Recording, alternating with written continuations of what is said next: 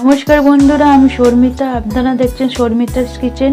আমি আজকে অন্য রেসিপি নিয়ে চলে এসেছি। আজকে রুই মাছের কালিয়া হবে। দেখুন, আমি রুই মাছ নিয়ে নিয়েছি। হলুদ গুঁড়ো, ধনে গুঁড়ো, জিরে গুঁড়ো, গোটা জিরে, আদা রসুন কাঁচা লঙ্কা বাটা, পেঁয়াজ বাটা, ধনে পাতা কুচি, কাঁচা লঙ্কা, টক দই, লবঙ্গ, একটা শুকনো লঙ্কা, দালচিনি আর তেজপাতা, স্বাদ মতো নুন, টমেটোর সস, আপনার এখানে টমেটোর কুচিও দিতে পারেন, আর সাদা তেল, গরম মশলা গুঁড়ো আর একটু কাশ্মীরি গুঁড়ো লঙ্কা। চলুন বন্ধুরা, আমি আগে মাছগুলোকে দেখুন ধুয়ে নিয়েছি ভালো করে।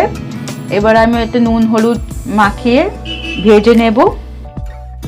পরিমাণ মতন নুন দিয়ে দেবো, পরিমাণ মতন হলুদ দেবেন, যতটা মাছ আছে সেই বুঝে হলুদ দেবেন। আমি এখানে 2-3 চামচের মতন হলুদ দিলাম, ছোট চামচে।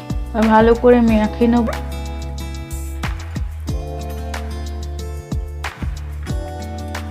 একটুখানি 5 মিনিট নুন হলুদ মাখিয়ে রেখে দিতে হবে। বন্ধুরা, আমি মাছটা ম্যারিনেট করে রেখেছিলাম নুন হলুদ দিয়ে। কড়াই তেল দিয়ে দিচ্ছি, তেলটাও গরম হয়ে গেছে। এর মধ্যে একটু নুন দিয়ে দেবো, যাতে মাছগুলো ভাজার সময় ভেঙে না যায়, ভালোভাবে ভাজা যাতে হয়। তেলটা একটু নাড়িয়ে নিলাম। এবার আমি মাছগুলো ছেড়ে দেব।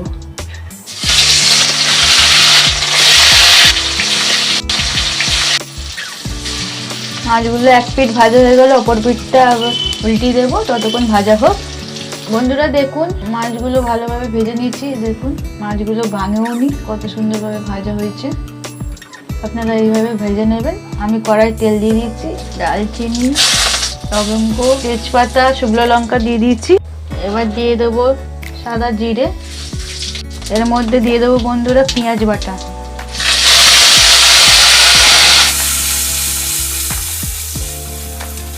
এই মশলাগুলো হালকা আঁচে ভালো করে নাড়িয়ে নিতে হবে, না হলে মশলাগুলো লেগে যাবে কড়ার নিচে আর পুড়ে যেতে পারে।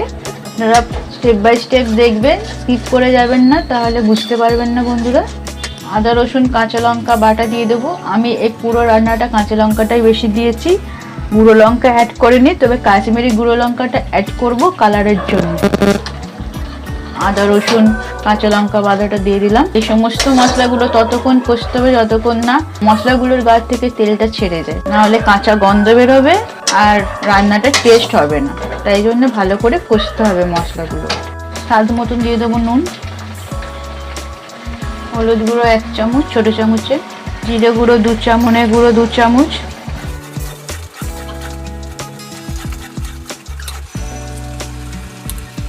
এবার দিয়ে দেবো কাশ্মীরি গুঁড়ো লঙ্কা কালারের জন্য, ছোট চামচে 2 চামচের মতন দিয়ে দিলাম।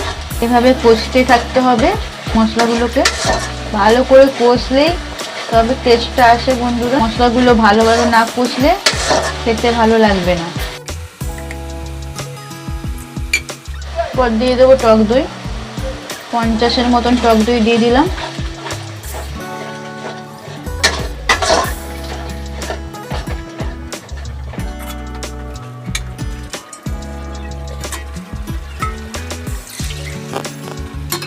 এরপরে দিয়ে দেবো টমেটোর সস, বড় চামচে 2 চামচের মতন দিয়ে দিলাম। আপনারা চামচ ইউজ করতে পারেন, আমার আন্দাজ হয়ে গেছে বলে আমি এইভাবে দিলাম। দেখুন বন্ধুরা, আস্তে আস্তে মশলাগুলোর থেকে তেল ছাড়তে থাকছে। কালারটা দেখুন কত সুন্দর এসছে।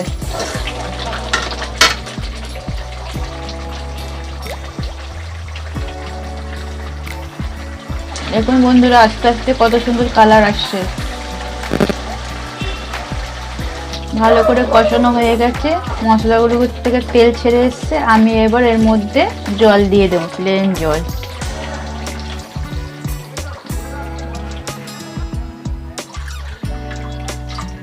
যেরকম পরিমাণ আপনাদের মাছ থাকবে সেই অনুযায়ী জল দেবেন। এবার এটা ফুটুক, ফুটে গেলে মাছগুলো ছেড়ে দেবো।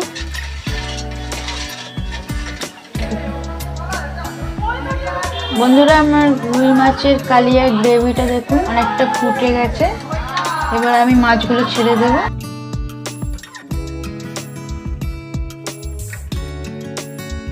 মাছটা ছেড়ে দিয়ে আমি 5 মিনিটের মতন রাখবো, এর থেকে বেশি রাখবো না।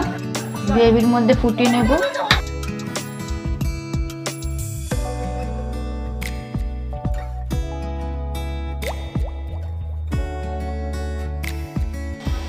এরপর এর মধ্যে দিয়ে দেবো চেরা কাঁচা লঙ্কা আর ধনে পাতা। 4টের মতন কাঁচা লঙ্কা দিয়ে দিলাম চেরা, আর কুচিয়ে রাখা ধনে পাতা দিয়ে দেবো। ধনে পাতার স্মেলটা এই সময় না দিলে ধনে পাতার স্মেলটা বেরোবে না, তাই আমি এই সময় দিয়ে ফুটিয়ে নিচ্ছি।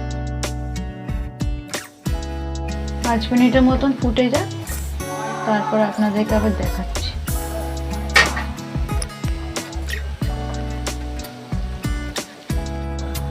বন্ধুরা, আমার রুই মাছের কালিয়া রেডি হয়ে গেছে। দেখুন, এর মধ্যে দিয়ে দেবো গরম মশলা গুঁড়ো আর দিয়ে দেবো ঘি।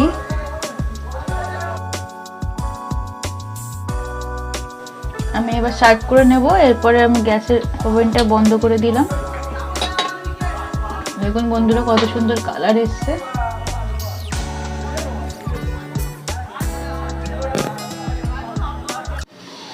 আজকে রুই মাছের কালিয়া দিয়ে ভাত, আজকের ডিনারের রেসিপি। রুই মাছের কালিয়াটা দেখতে খুব সুন্দরই হয়েছে, গরম গরম। আর সঙ্গে আছে পালং শাকের তরকারি। দেখি একটু খেয়ে টেস্ট করে দেখি ঝোলটা।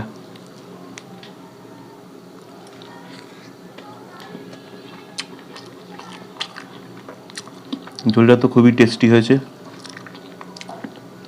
মশলা, নুন, ঝাল সবই একদম পারফেক্ট। তো মাছটা দেখি, মাছটাও ভালোই কুক হয়েছে, ভাজাটাও খুব সুন্দর হয়েছে মাছটা। আর মাছটা খেয়ে দেখো, টেস্ট হয়েছে।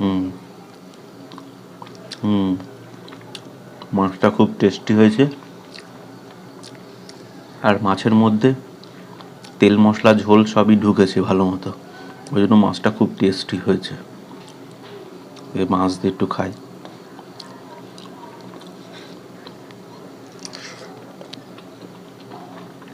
খুব সুন্দর লাগছে। বন্ধুরা, আজকে রেসিপিটা আমরা যেরকমভাবে দেখালাম আপনাদেরকে বানিয়ে, আপনারা ঠিক সেইভাবেই বানিয়ে বাড়িতে বানাবেন, তাহলেই দেখবেন আপনাদেরটাও খুব সুন্দর হবে।